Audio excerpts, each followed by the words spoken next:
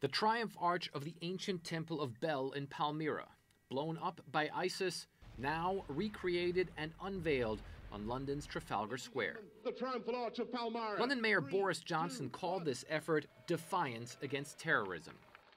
This stood for 2,000 years, and then along came the so-called Daesh Islamic State, and it's a measure of our disregard for them and our determination to use technology to redress what they've done.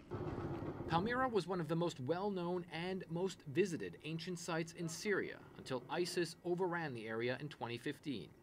But before the extremists could reach the town, Syria's antiquities minister, Mamoun Abdul Karim, led a covert operation to evacuate many of the ancient statues, frescoes, and other items. He was on hand as the reproduced arch was revealed.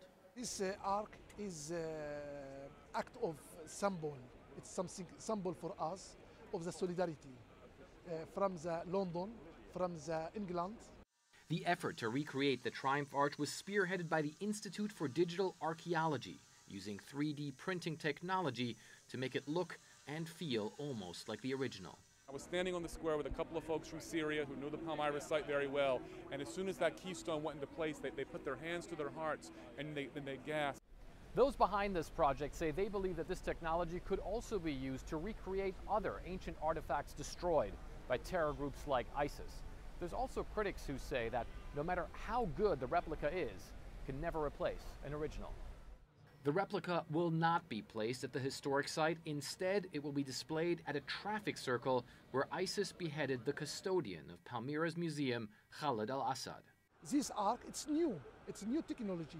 It's not cannot be replaced the ancient, absolutely. The ancient ark will be restored. ISIS has since been ousted from Palmyra, blowing up several other ancient sites before retreating. And while recreations won't bring them back, at least they'll make sure their memory remains. Fred Pleitgen, CNN, London.